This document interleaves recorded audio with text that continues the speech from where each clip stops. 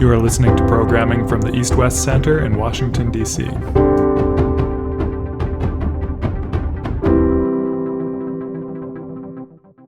Joining us today on behalf of the National Committee on North Korea and the East-West Center in Washington. Thank you so much for joining us. My name is Esther Im. I'm a program manager with the National Committee on North Korea. And today is the third session in our North Korea and the World webinar series, which we co-host with the East-West Center in Washington. The North Korea and the World website and the series were developed to highlight North Korea's external relations and to show that North Korea is not as isolated as we might think. This year's series is focused on North Korea's historical and contemporary relations with countries in Europe and how European countries navigate relations between the United States, South Korea, and North Korea and balance national security and economic interests. And today we're so pleased to be joined by Dr. Nicolas Levi, who will be talking to us about Ambassador Kim Pyong-il and what role he has played in facilitating North Korea relations. And I'm pleased to introduce Ross Tokola, our moderator for today. He is the Executive Associate to the Director at the East-West Center in Washington. And you'll find his full bio in our program link. So I will dispense with that and just turn it over to Ross so that we can get started on our discussion. Over to you, Ross. Esther, thank you very much. And thank you on behalf of the East-West Center for this collaboration with the National Committee on North Korea on the North Korea and the World website and on this webinar series. So always a pleasure. Thank you so much. And it is now my pleasure to welcome Dr. Nicolas Levi as our guest speaker. Thank you so much for joining. Before we begin, I'll give a brief bio of Dr. Olivi. Dr. Nicolas Levi is an analyst on North Korean issues and is currently affiliated with the Boehm Institute and with the Polish Academy of Sciences. He is the author of 8 books, more than 40 academic articles, and over 50 analytical reports on the Korean Peninsula, Poland, and on related issues. Dr. Levi conducts lectures at top universities in Poland and abroad. He has published extensively and offers expert commentary on Korea, including for AP News, The Independent, The National Interest, NK News, Radio Free Asia, and The Times. He has a PhD in political sciences from the Institute of Political Studies at the Polish Academy of Sciences. He has also visited the Korean Peninsula and China well over a dozen times. So Dr. Levi, thank you so much for joining us. And now please, over to you for some opening remarks. Good morning and or good afternoon, wherever you are, in Europe or in the US, or maybe on the Asian side. So first of all, I would like to thank you for inviting me today to this session of meetings dealing with North Korea and its external relations. Today, I will have the great pleasure to introduce you only over a few minutes about the personality of Kim Pyong-il, who was a former ambassador of North Korea, not only to Poland, but to a couple of countries localized in Central and Northern Europe. So Kim Pyong-il is known as being currently the only one officially son who is still alive, because the other sons of Kim Il-sung, his father, passed away. The latest official one, Kim Jong-il, passed away a few years ago. But when we speak about Kim Pyong-il, we have to take into account that he's a member of the Kim family. I'm going straight to the point here because I get that many of you had already a kind of knowledge about North Korea and its leadership. So I will try to go to some points which are interesting. So Kim Pyong-il is the son of Kim Il-sung, and already starting from the 70s, he was considered as an element of a side branch, a member of the side branch of the Kim family. So Kim Pyong-il is born on the 10 August 1954. He used to be a student at the Kim Il-sung University, where he got a degree in economics and on political sciences. Later on, he also get an additional degree studying at the Kim Il-sung Military Academy of Pyongyang. During his education, he used to be in touch, he used to study with sons of leaders of North Korea, including family members of Cho Mun-dok or Park Jung-chul, who was a former deputy head of state of this country. However, starting from the mid-60s, even I would say, he was considered the potential danger for the next leader of North Korea, who was supposed to be Kim Jong-il. Kim Jong-il, the former leader of North Korea, never fully recognized the side branch of his family, which was dominated by his stepmother, Kim Song-il, who is the mother of Kim Pyong-il, and who passed away 2 years ago, and the brothers and sisters of the mother of Kim Pyong-il. For this purpose, Kim Jong-il used several methods to step away, let me say, not only Kim Pyong-il, but also other members of the side family of Kim Il-sung. For that reason, Kim Pyong-il served during more than 30 years at different embassies all over Europe. For instance, as the military attaché at the at the DPRK embassy in Yugoslavia, as an ambassador in Hungary, Bulgaria, Finland, Poland, and finally Czech Republic, from where he came back definitely to Pyongyang in 2019. During this during this long presence in Europe, we can wonder, discuss whether he was able to set up a large network of people with who North Korea would be able to establish new relations or to improve, let me say, potential businesses between private state North Korean companies and foreign entities. So here the main problem which was dealing with Kim Pyong-il is the fact that he was a member of the Kim family, which automatically made him very isolated, basically. When, for instance, I discussed with former diplomats of North Korea who used to work with Kim Pyong-il, they always repeated the same issue, as Kim Pyong-il was living like a king, but a king in exile, a king who was completely out of the system. For instance, when he was living in Europe, he used to travel to Switzerland when he was in touch, among others, with Ri Zu-yong, who is also known as Richel, who was giving him some cash, some financial amenities, let me say, in order to provide him a comfortable life wherever he used to be. When, for instance, he used to travel to come back to Pyongyang on a yearly basis, he also used to travel using the business or even the first class to Pyongyang. But in any case, his influence toward potential business was very, very limited. On the other side, it can be noted, like in the case of Poland, for instance, where he served between 1998 and 2018, he was surrounded by several diplomats who are still, as of 2022, working at the DPRK in Warsaw. I'm thinking here, among others, to the commercial attaché Ri Yong-ju, who is living in Poland since around 30 years.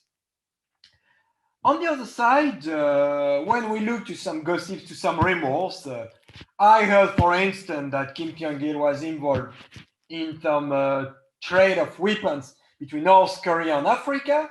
And or also another rumor, which has no real background, was that he was a very close associate to a former 4-star general named Ri Yong-ho, who disappeared from the political life a few years ago.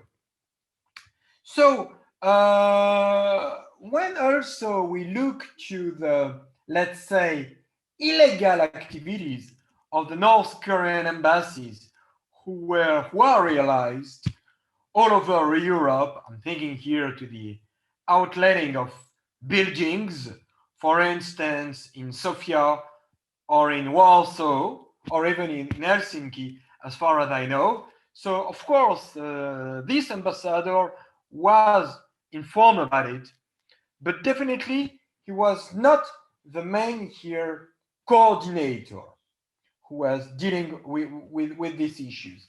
So in any case, I would say that if Kim Pyong-il would not be, let me say, a member of the Kim family, his possibilities to create some network would be bigger. How to, bigger, more important, how to justify it? Simply by taking in account that Kim Pyong-il, who was accused of co-organizing 2 coups d'etat against Kim Jong-il, lost a large network of his friends in the 80s or 90s.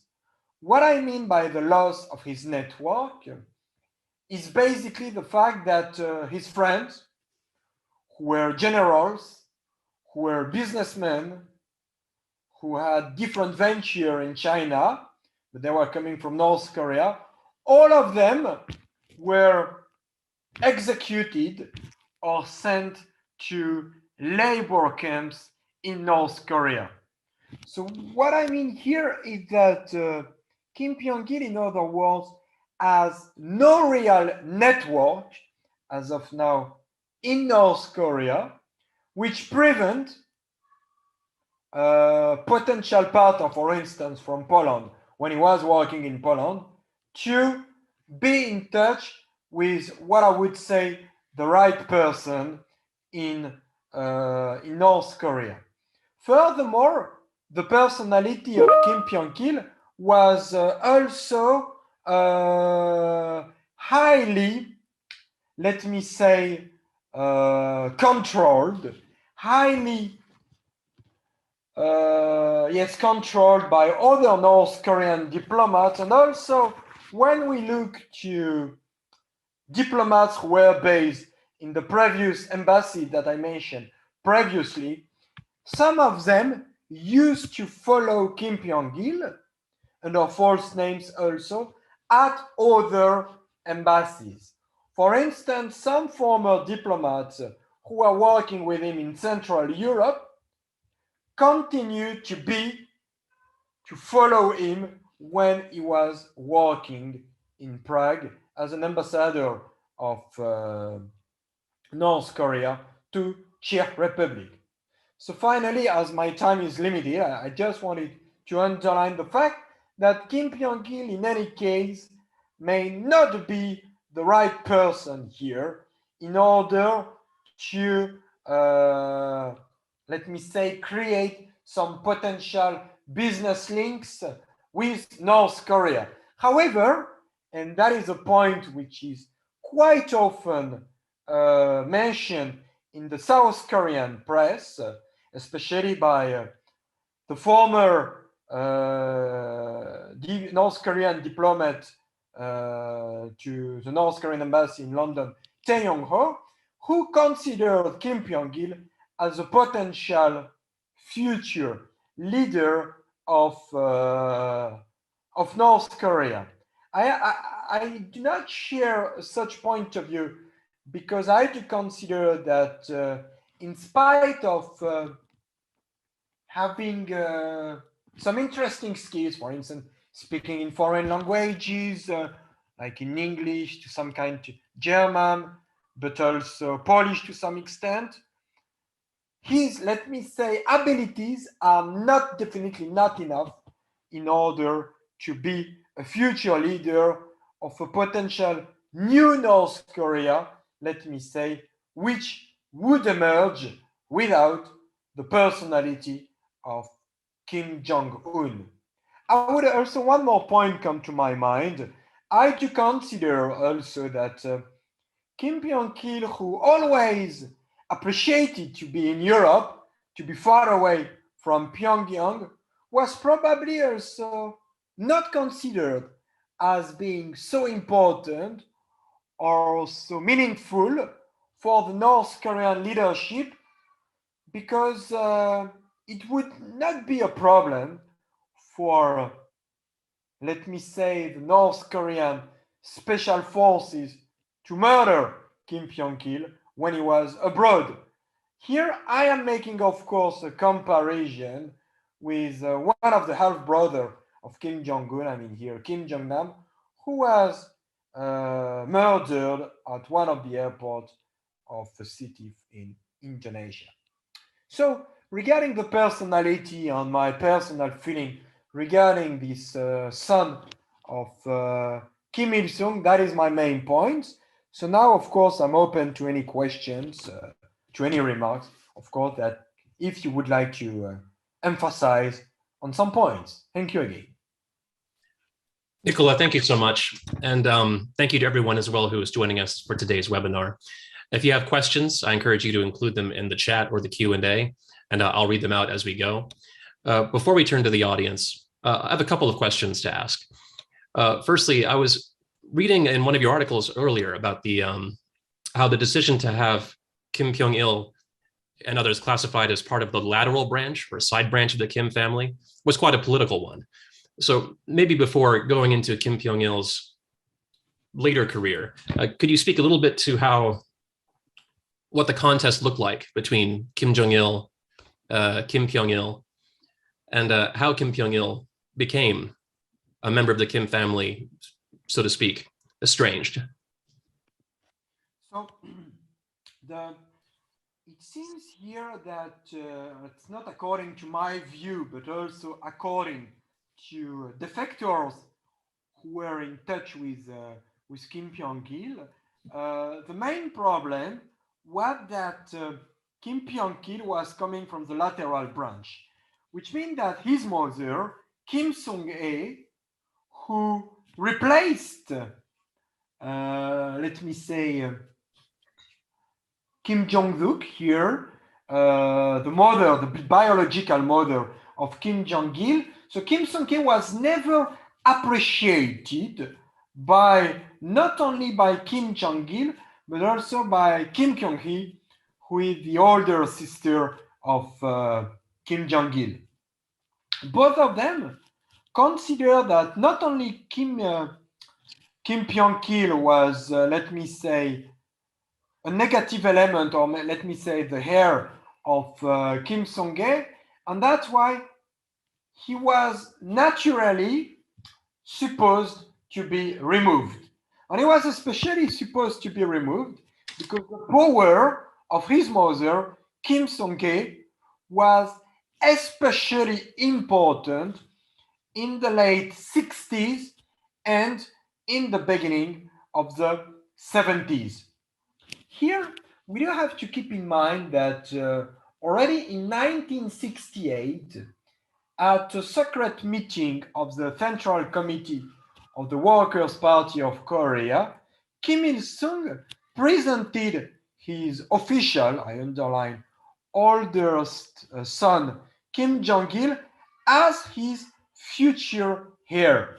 But it seems that Kim Jong-il knew that this presentation didn't mean that he will be the future leader, because he kept in mind the history of North Korea for the last 20 years, where leaders of North Korea were simply murdered by the close guard of Kim Il-sung.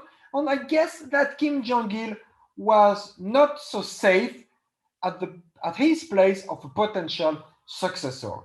That's why keeping in mind that Kim Il-sung was highly trusting his family, Kim Jong-il knew that a potential threat to him may emerge from other members of his family. And these other members were thus belonging to this lateral branch of the Kim family. That is why not only Kim Pyong-il was, let me say, thrown away from Pyongyang already in the mid-70s, where he used to study in Germany, but also the biological brother of Kim Pyong-il, named Kim Jong-il, who also studied in Germany, but also worked as a trade attaché at the North Korean embassy in Berlin until his death in 2002, but also other sisters and brothers, including Kim Kyung-jin, the wife of the former ambassador of North Korea to Austria, who, in spite of being a woman, maybe in a case where Kim Pyong-il would get a high position, so maybe Kim Kyung-jin was also able to get, for example, a similar position to the one that Kim Jong-il had in the beginning of the 70s. So the danger was not only related to Kim Pyong-il, but to all of this lateral branch. Secondly, Kim Pyong-il, of course, was conscious of his family, and in the beginning of the 70s, so he was around 28.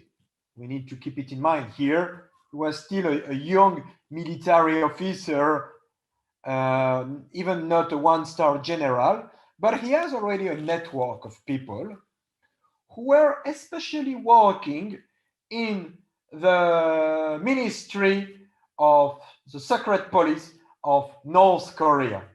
And Kim Jong-il was very afraid of this network of people. I mentioned, among others, the son of Cho Mun-sop previously, but there are other many people.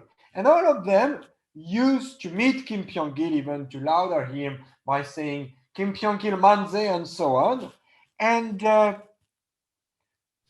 Kim Jong-il, to one of these parties, sent, let me say, a spy or a similar person who transmitted the content of these meetings to Kim Il-sung, and Kim Il-sung started to be angry on that and say, I am the leader, not Kim Pyong-il. And on the other side, Kim Jong-il was very discreet, was only making his work, focused fully on his job. And for this purpose, it is not Kim Jong-il who decided to move away, to throw away Kim Pyong-il and his family, but the decision came from Kim Il-sung himself. Kim Il-sung also was informed by some corruption affairs which were related to one of the brothers of his wife, Kim Song-ke, I mean here So Kwan-hee, and this brother, Kim Song-gap also, sorry, and these brothers were also thrown from the North Korean leadership. Also in the 70s, unfortunately, the wife of Kim Il-sung, Kim Song-ke, was around 65, 70 years old, started to be sick, and she was automatically expelled, let me say, from this North Korean leadership. Because keep in mind what I said, that at the beginning of the 70s, Kim Song-ke was who was the second person, the most important in North Korea. So here only a medical element was a potential driver which removed her, let me say, from the North Korean leadership. So all of these reasons finally led to a situation that all this lateral branch was out of North Korea, but has no additional impact over the North Korean internal, I must acknowledge, policy. Here being based, of course, abroad at several embassies. Thank you very much. With this background of his relationship with his family in mind, and given the limited role of his ambassadorial functioning in Europe, he was in Hungary, Bulgaria, and Finland between 1988 and 1998. But he was in Poland for 17 years, 1998 to 2015, and then the Czech Republic from 2015 to 2019. So what guided his postings? Why was he put between these different countries? And given that he was estranged from the Kim family, and given that, as you said, he was not the main coordinator, so to speak, of the North Korean embassies, you said he was highly controlled by diplomats, and he was not the right person to make business links.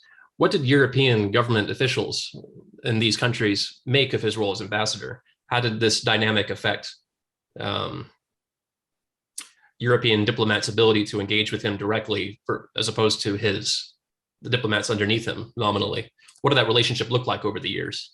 So I would say here that first of all, we need to keep in mind, this is a small point, of course, but when he was thrown to Hungary in 1988, I checked a list of around 30 to 40 North Korean ambassadors who served in several North Korean embassies, and Kim Pyong-il was the youngest of all North Korean ambassadors here.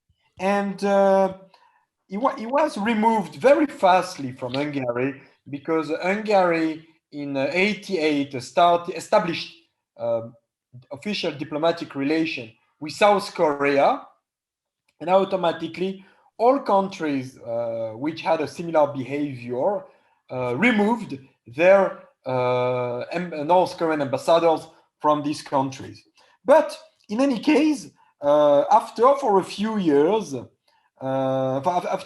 was removed to Bulgaria finally, and after he switched from Bulgaria, where he remained for a few years, and he came back to Pyongyang between 1994 and 1997. So the question is, why did he come back to Pyongyang? So here we need to keep in mind that was a specific mourning period in North Korea. Kim Il-sung passed away on the 8th July 1994, and during these 3 years, Kim Pyong-il was involved in some military affairs, but to a very low, let me say, position. After, when he came back to Europe, to Finland in 1997, to Finland and to Poland, his ability to speak with other diplomats was also very limited. Usually, Kim Pyong-il used, diplomats, they used to meet on a regular basis for national days of each country at the embassies which are in a specific country. So in Poland, where you have around 60 up to 70 embassies, that would mean that they would have 1 or 2 meetings a week. But Kim Pyong-il, due not to the nature of the country, but to the fact that he was a Kim family member, never or attended only a few receptions on a yearly basis. He used, wherever he was, in Finland, in Bulgaria, Poland, and Czech Republic. And I would even say that the situation became worse for him in Czech Republic. He used to go to receptions parties organized by the Chinese embassy, Russian one, and sometimes to the Romanian or 1 or 2 specific embassies. But basically, when also I do have, in 2019, when he came back to Pyongyang, for instance, the embassies of countries such as Poland, Bulgaria, or Romania, who used to make also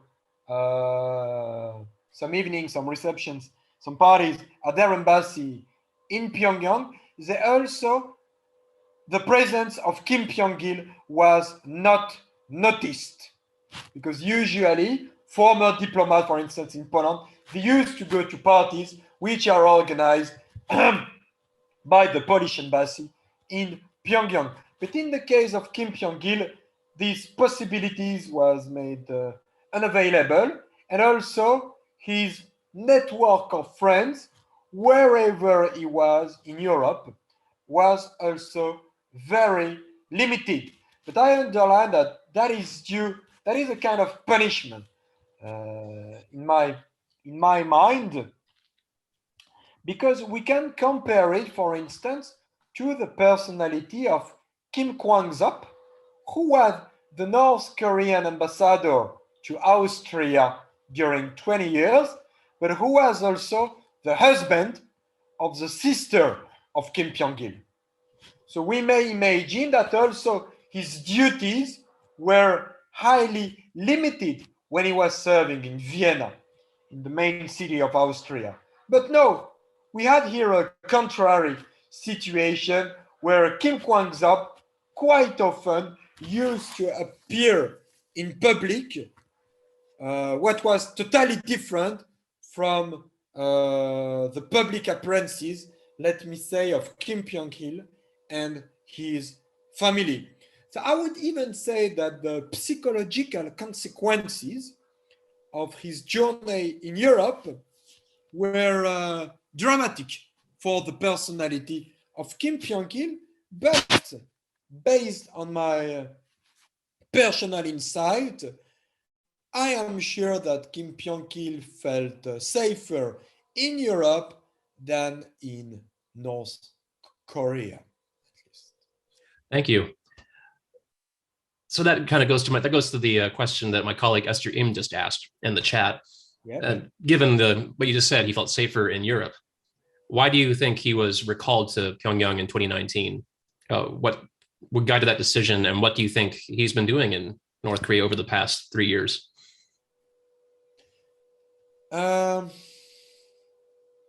In 2019, a large number of North Korean ambassadors were recalled to Pyongyang.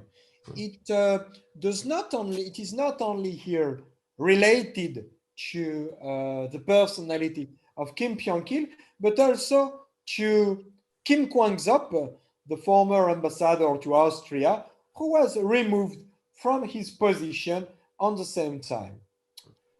Why they were removed, why they were not able to remain in, in Europe.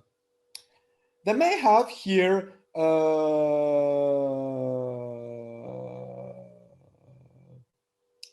the main here reasons that I may mention. There are two reasons who come to my mind. First of all, as I told you, Kim Pyong-il used to have a broad network in North Korea. And this network, through different purges, who took place in the 80s and the 90s, was completely destroyed, does not more exist as of now. And I may presume that, excuse me, as of 2019, Kim Pyong-il is no more considered as being a danger for the North Korean leadership. I may even assume that if Kim Jong-il would be still alive, probably due to the harsh relation between both of them. But here, I also keep in mind that Kim Jong-il used to call Kim Pyong-il also in Europe. That is also an interesting here element. But if Kim Jong-il would be alive, I am pretty sure that Kim Pyong-il would probably remain in Europe. The second reason which made that Kim Pyong-il came back to North Korea, probably he was also, he represented, let me say, a specific expenditure for North Korea, who may have decided to cut costs of its foreign representation. Here, when we observe the number of diplomats who are based in North Korean embassies in Europe, we notice that their number is getting weaker and weaker on a yearly basis. So maybe for saving reasons. There is also a third reason which come to my mind. I know that Kim Pyong-il a few years ago became a grandfather, and that's why, because his daughter came back to Pyongyang a few years before him, she was living with him all around Europe. She married a KPA general in Pyongyang and gave birth to one child also. So I guess that probably there was also some familiar, let me say, family reasons which motivated him to come back to his country. Thank you. There are a number of questions in the Q&A, and a couple of them are specifically interested in why Kim Pyong-il was posted to Eastern Europe.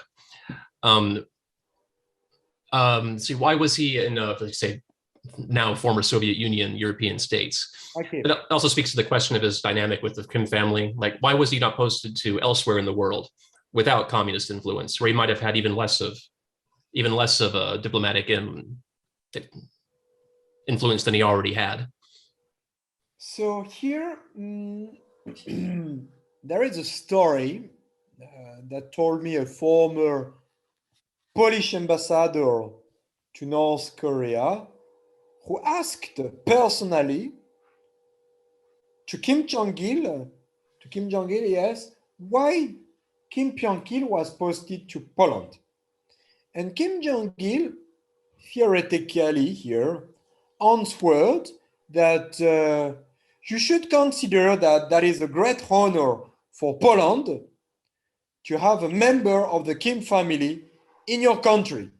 But of course, that was the answer of Kim Jong-il. A more, let me say, viable answer to the question, and he's, let's say, but that is my assumption. I don't know if it's true, but there are some justification. So the fact that Poland, for 30 years, was considered the nest of spies for North Korean spies in Central Europe. That was the headquarters. This information was confirmed, among others, by a former North Korean official who served in Austria and who defected a few years ago, Kim Jong-il here. And taking into account the background of Kim Pyong-il, who in the early 70s was also serving in the Ministry of Armed Forces of North Korea, maybe Kim Pyong-il was a kind of coordinator of these special forces in Central Europe. However, as I told you, due to his isolation, which was obvious, especially in Poland, due to his health problems also. In our country, he had some problem with his health, used to be hospitalized several times also in Poland. He was made forbidden to drink alcohol also for a while, as far as I remember. I still think that his presence in Poland was rather symbolical. When we come back, for example, to his appointment when he was in Finland, I don't hear, just checking on my notes, one name if I'm able. find it, unfortunately. Yes, no, I don't have this name, but whatever. When he was nominated as the North Korean ambassador to Finland, I know that the former North Korean ambassador had a good health condition, but he was suddenly removed from this position. And some defectors, so we are here in around 1995, and some defectors mentioned to me that in 1992, around 1992, there were several coups d'etat where Kim Pyong-il was supposed to have a specific function. So I imagine that in this period of time, Kim Pyong-il, who was for a while in Pyongyang, was suddenly forced to be removed somewhere in the world. And I imagine that he was not removed to Middle East, for instance, because in Middle East, there were already some experienced North Korean diplomats which have a large background, a large knowledge, especially related to the trade of weapons, for instance. A knowledge which was not able to be gained by Kim Pyong-il because he was already based as a diplomat since 1982 in Belgrade, in the former Yugoslavia. So I get that the positioning of Kim Pyong-il in Eastern Europe was more, let me say, an issue with no real here justification, in my opinion. That also answers Benjamin Katzef-Slibberstein's question about why Kim Jong-il was posted to Finland. Is it because of his health? That was the primary reason he was placed there?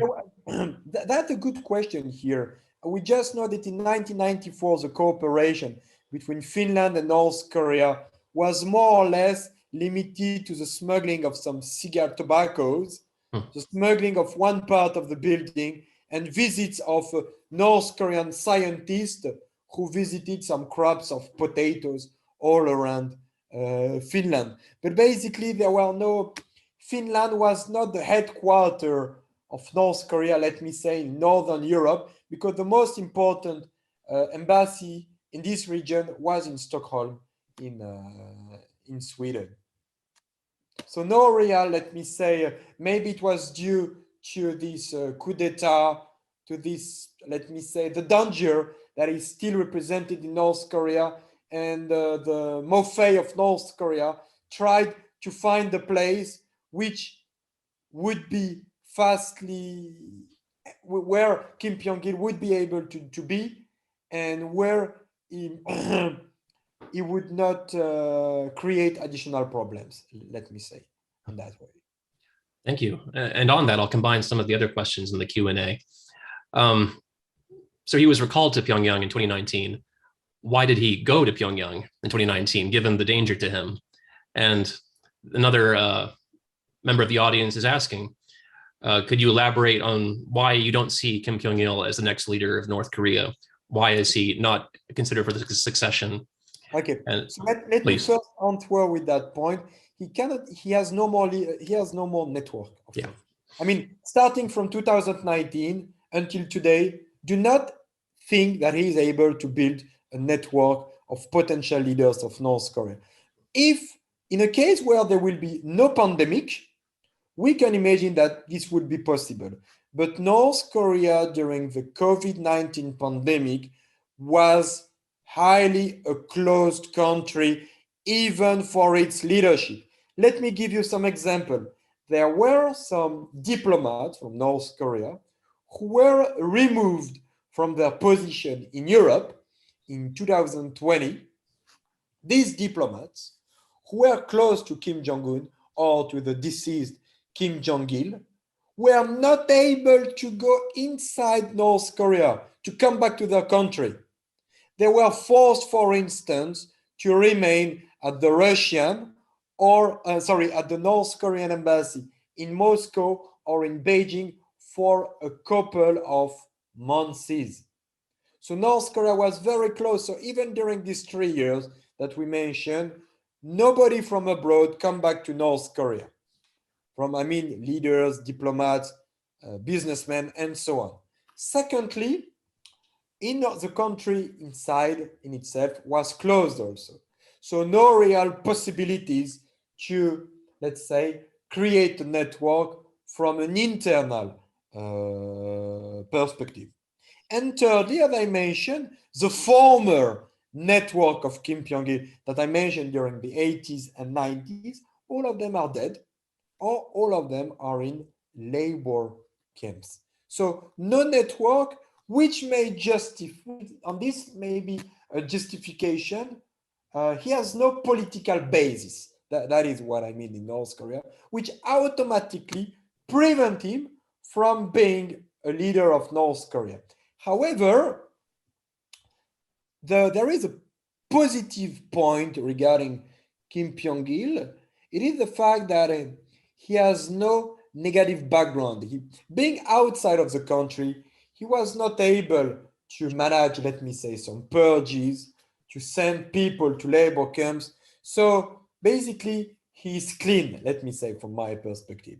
On this element is only one of the arguments, one of the elements which may justify him as which may justify the fact that maybe he may not be a leader of North Korea, but he may have a position somewhere in a future leadership of North Korea, which would exclude Kim Jong Un. But I don't take this possibility in account from my perspective. And there was also a second question about, because I'm starting from the second one, yes. But it was the first one that you mentioned. Why he was called back to Pyongyang in 2019, yes? You did answer that one. Yeah, I repeat. Why did he go back? That was the point. That's right. Given the danger to him, given his position in North Korea. Yes, okay. So here, of course, I am not in the why. I mean, he has no real other possibilities. I think that there is a family element which forced him to come back to Pyongyang. But if he would not come back to Pyongyang, what he can do? He may defect, of course.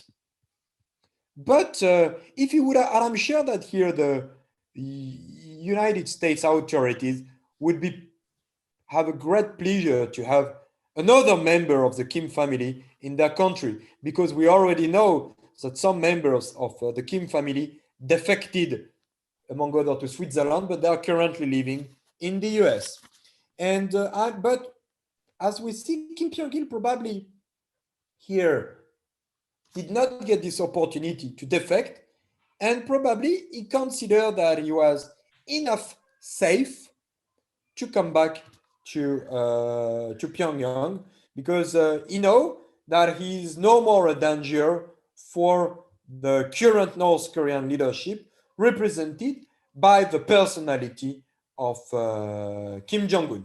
I think that again, if Kim Jong-il would be alive, the return of Kim Pyong-il in 2019 would be postponed later in the future. Because the relation between these two persons was still very complicated until the beginning of the 2000s, let me say. In spite of the fact that they used to call each other when Kim Pyong-il was based in Europe, but Kim Pyong-il has always a high level of distrust toward the former leader of North Korea. You've spoken to a number of defectors about Kim Pyong-il, about his reputation, about how he's perceived in North Korea. To what extent does it still matter, if at all, that he is the last surviving son of Kim Il-sung? What is his reputation among the defectors, if you could even try to amalgamate it? And have you spoken to South Koreans about what their impression is of Kim Pyong-il? Do South Korean watchers of North Korea see him as someone that it will be significant at all going forward? So regarding from the South Korean perspective, the relevancy of the person of Kim Pyong-il is very limited, let me say, because the South Korean analysts, including Chung Sung-jong here from the former leader of the Sejong, Chung Sung-jong, sorry, from the Sejong Institute in Seoul, used to, because we used to discuss on a regular basis, not only based on the fact that he was studying in France at the same university as me, but also he used to, we mentioned that Kim Pyong-il was, yeah, he was considered as important, yes, in the 80s, but later the disappearance of this network made that Kim Pyong-il was no more relevant, let me say, in the establishment of the system. Furthermore, is it important that he is in the Kim family? On here, if we consider that the Kim family is associated to starvations, to economic problems, I would say that this would be negative for the reputation of Kim Pyong-il. But if we associate Kim Jong Un with, let me say, a relative economic success, an improving economic stable economic situation, yes, being a member of the Kim family may bring to him some benefits. Furthermore, the defector with who I am in touch are getting older simply, and the newest, let me say, generation of defectors, I'm thinking to people who are 40, 50s, they basically were not in touch with Kim Pyong-il during their life. So the degree of relevancy of Kim Pyong-il is decreasing over the years. And as long as Kim Jong-un will be the leader of North Korea, so the role of Kim Pyong-il in North Korea, the potential relevant role of Kim Pyong-il in North Korea is decreasing. As of now, if you would ask me what is the position of Kim Pyong-il in North Korea, I am not able to answer to this question, not able, especially in the context of the COVID-19 pandemic, which reduce the possibility of drawing some interesting and, let me say, viable conclusions about the fate of the half-brother of Kim Jong-il. We may imagine that he's retired, because we keep in mind that he is 68. He will be 69, he's 68 in exactly 3 weeks. Now, he may be working at the Ministry of Armed Forces of North Korea, but definitely, and based on here on the viable knowledge, he is not involved in the Ministry of Foreign Affairs of North Korea. So if we don't know what he is doing, we know at least where he is not involved as of now, let me say. In that perspective. Thank you very much. We're coming towards the end of our time, but I just want to ask you 1 or 2 final questions. If you could sit down with Kim Pyong-il today and have a conversation with him, what would you ask him? What kind of conversation would you like to have with him?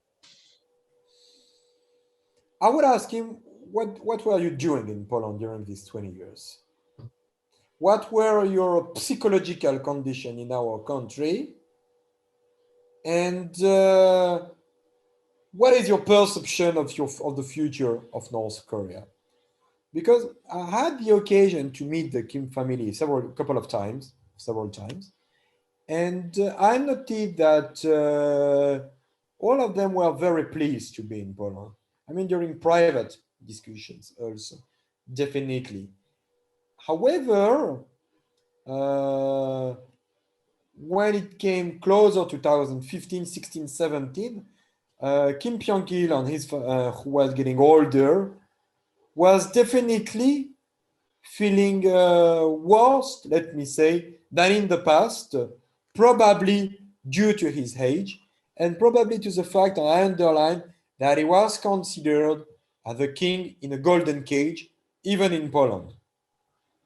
Here, that would be my perception here. In Poland, a king in a golden cage, was there some extent to which he was, say, under the protection of the Polish government, keeping him away from the Kim family? Or was it simply, as you suggested earlier, the story you told us, it was an honor for Poland to have a member of the Kim family be the ambassador to the country? And I did miss one question earlier about whether North Korean forced labor activity in Poland was part of the portfolio. But you also mentioned that the king in the golden cage was not necessarily on operational elements of the embassy's activity in Poland. So if you could say a few more remarks on that, that'd be great. Thank you. Okay, so regarding the first point, one element come to my mind several times, as you know, no, but not only North Korea, but communist countries, and I underline communist countries, used to outlet their buildings to companies. Poland used to do it in China, in Mongolia. The Czech Republic was doing the same in the 80s.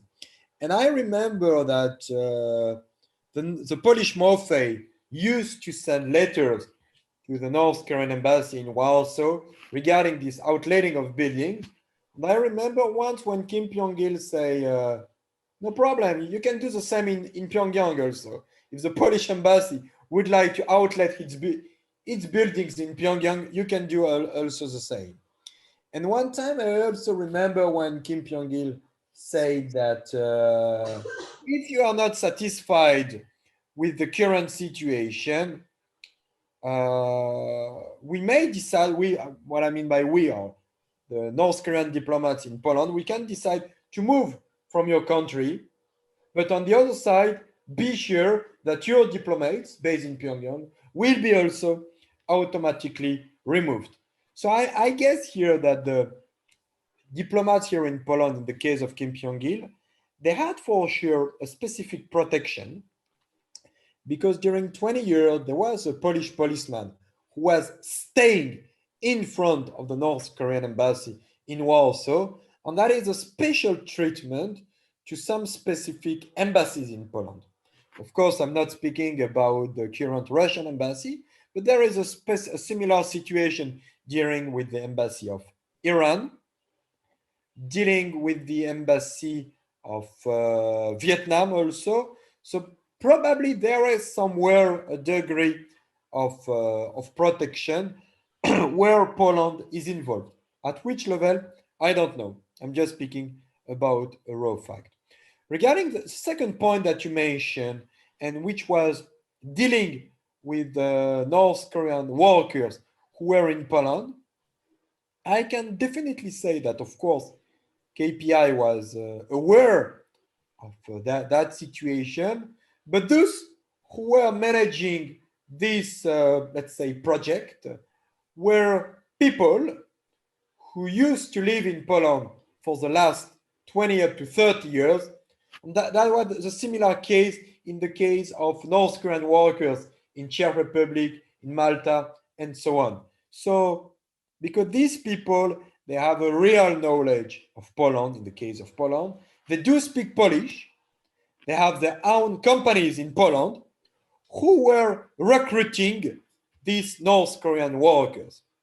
So in other words, Kim Pyong-il was not able to create a company. I checked the management board of these, let's say, Polish companies managed by North Koreans in Poland, and never the name of Kim Pyong-il appeared in these documents. So his role here was no more than passive, for sure. Thank you very much, Dr. Nicolas Levi. And thank you to everyone who joined our webinar. And thank you on behalf of the East-West Center to the National Committee on North Korea for co-hosting this series. For everyone who's tuned in, I encourage you to sign up to our newsletters, our social media, and please stay tuned for future installments of this series and other webinars and publications shared by the National Committee on North Korea and the East-West Center. So once again, Dr. Nicolas Levi, thank you so much for joining us, and I wish you all a very good day. Thank you for the invitation. Thank you for all of your questions. Have a nice day also.